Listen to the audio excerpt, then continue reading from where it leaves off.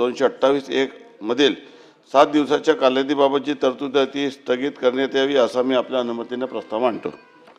प्रस्ताव असा आहे की विधान परिषद नियमातील नियम 289 अन्वये अर्थसंकल्पावरील सर्वसाधारण चर्चेच्या संदर्भात विधान परिषद नियमातील नियम 228(1) मधील 7 दिवसांच्या कालावधीबाबतची जी तरतूद आहे ती स्थगित करण्यात यावी. आता हा प्रस्ताव सभागृहासमोर मतास टाकण्यात येईल.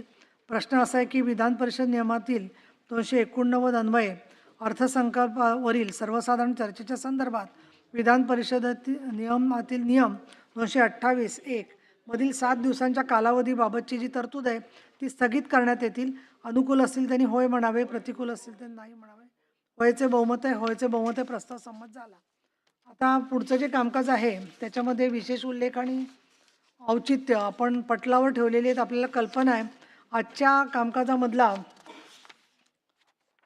10 क्रमांकाचा जो बिझनेस आहे प्रस्ताव, तर तो मी वाचते.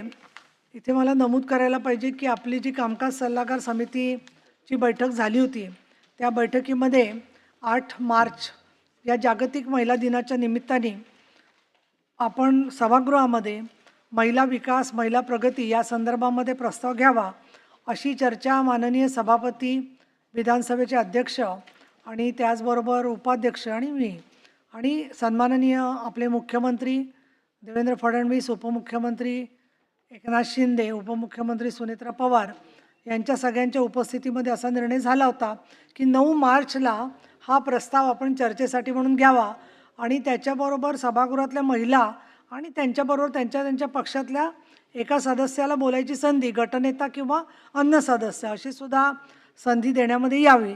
तर हा प्रस्ताव मी वाचते, परंतु या विभागाशी संबंधित राज्यमंत्री महोदया किंवा मंत्री महोदया अजूनही सभागृहात आलेल्या नाही आहेत, तर ते इथे उपस्थित राहणं आवश्यक आहे. तसंच हा प्रस्ताव महिलांच्या संदर्भात असला तरीसुद्धा तो प्रस्ताव तुम्ही स्वतः वाचला असेल तर तुमच्या लक्षामध्ये येईल की अनेक डिपार्टमेंटचा त्याच्याशी संबंध आहे. ते मी सुद्धा स्वतः नंतर सभागृहातून त्या विषयात बोलणार आहे आणि त्यामुळे फक्त महिला बालविकास विभागाचं उत्तर अपेक्षित नव्हतं. दुसरं मला इथे नोंदवावंसं वाटतं की अजून काही सभासद बाहेर गेले असतील तर ते येतील सभागृहामध्ये, पण मुळामध्ये सभागृहातली जी अनुपस्थिती आहे ती मला या प्रस्तावाच्या निमित्ताने अधोरेखित करायला पाहिजे की एका बाजूला आपण एवढं महिलांच्या प्रश्नासंदर्भात जागरूक आहे असं म्हणत असतो, परंतु आपण लोकप्रतिनिधी असताना अशा प्रस्तावांवरती आपण एक तर बोललं पाहिजे. एरवी प्रत्येक विषयामध्ये आपली खूप उत्साह असतो, अमयिका असते, पण या प्रश्नावरती पुढच्या काळात सभासदांना असं म्हणण्याची वेळ येईल अशी परिस्थिती होईपर्यंत की जोपर्यंत महिलांना 50% आरक्षण मिळत नाही विधान परिषदेमध्ये तोपर्यंत महिला सदस्य येत नाहीत, तोपर्यंत पुरुष सभासदांना इच्छाच नाही आहे असं समाजातल्या ज्या महिला बघतायत त्या म्हणू शकतात.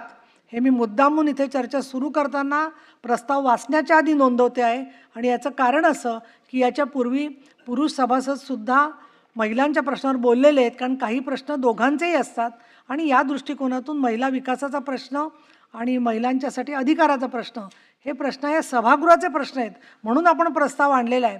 पण काय हरकत नाही, अशा गोष्टींमुळे नामोहरम व्हायची आम्हाला सवय नाही आहे, त्याच्यामुळे आम्ही त्या संदर्भामधला प्रस्ताव वाचते आणि आपण त्याच्यावरची चर्चा सुरू करू. जे सभासदांनी बोलायला नावं दिलेली आहेत ती फार थोडकी नावं आहेत, म्हणजे इतकी चिमुकली नावं मी पहिल्यांदाच प्रस्तावाच्यावर बघते 5 किंवा 6 जणांची. परंतु तुम्हाला बोलत असताना आपण वेळ आणखीन आपल्या महत्त्व विषयाचं लक्षात घेऊन वेळेचं बाण ठेवून आज ही चर्चा संपवायची आपल्याला. त्या दृष्टीने 1.5 ते पावणे 2 तासात ही सभा संपली तर आपली कामकाज या प्रस्तावावर जर संपला तर चांगलं होईल. तर आपल्याला आज किंवा उद्या या संदर्भात उत्तर घेता येईल. 5 वाजेपर्यंत माझ्या माहितीप्रमाणे श्री गोगावले यांची ड्युटी आहे, त्याच्यामुळे 4 मिनिटांनंतरही तुम्ही काही काळ थांबावं अशी माझी तुम्हाला विनंती आहे आणि त्या दृष्टीने मी प्रस्ताव हा वाचायला घेते.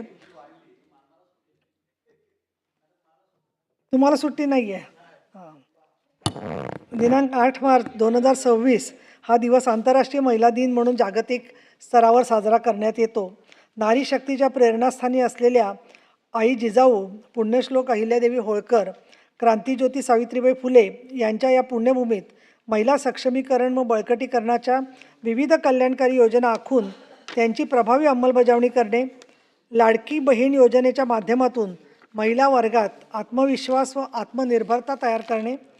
चौथ्या महिला धोरणामध्ये विविध शाश्वत विकास व महिला सक्षमीकरण या पार्श्वभूमीवर महाराष्ट्र शासनाने प्रत्येक विभागासाठी कृती कार्यक्रम आणि त्यासाठी विकास मोजमापाचे निर्देशांक निश्चित केलेले असणे.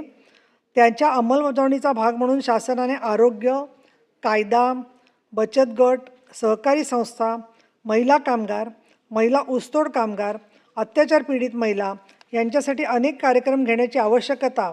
या कार्यक्रमाच्या अंमलबजावणीसाठी आर्थिक तरतूद करणे. असंघटित कामगार विशेषतः महिला कामगारांसाठी विशेष कार्यक्रमांची असलेली आवश्यकता. शासनाने शेतकरी आणि शेतमजूर महिलांसाठी तसेच महिला शेतकऱ्यांच्या आत्महत्या रोखण्यासाठी करायची उपाययोजना. महाराष्ट्रात महिलांच्या सर्वसमावेशक आर्थिक सबलीकरणासाठी महिला बचत गट व महिला संस्कारी संस्थांचे बळकटीकरण करणे. शहरी उपजीविका अभियानाअंतर्गत महिलांमधील कौशल्य व उद्योजकता वृद्धिंगत करणे, त्यांना बाजारपेठ उपलब्ध करून देणे. आदिवासी व पर्यावरणदृष्ट्या संवेदनशील क्षेत्रामध्ये महिला वनकामगार, वनोत्पादकांचे संकलन, वननिवासी महिला निसर्ग पर्यटन तसेच वन व पर्यावरण संवर्धनात महिलांचा प्रभावी सहभाग व शाश्वत विकासासाठी कृती कार्यक्रम राबवणे. किशोरवयीन मुलींना आरोग्य, पोषण, सुरक्षितता व स्वच्छतेबाबतचे प्रशिक्षण देणे. महिलांमध्ये डिजिटल साक्षरता तसेच ई-गव्हर्नन्स प्रणालीबाबत जागरूकता निर्माण करणे. स्थानिक स्वराज्य संस्थांमध्ये निवडून आलेल्या महिला लोकप्रतिनिधींचे क्षमतावर्धन करून महिलांमधील नेतृत्व गुणांचा विकास करणे. लिंगसापेक्ष अर्थसंकल्पीय तरतुदीबाबत जागरूकता निर्माण करणे. स्त्री-पुरुष समानतेप्रती अर्थधोरण राबवणे. महिलांच्या सुरक्षिततेसंदर्भात प्रभावी कायदे तयार करून त्यांची प्रभावी अंमलबजावणी करणे. महिलांमध्ये डिजिटल व्यवहार व सायबर गुन्ह्यांविषयी जनजागृती करून डिजिटल प्रणालीमध्ये महिलांचा सहभाग वाढवण्याच्या दृष्टीने प्रशिक्षण देणे.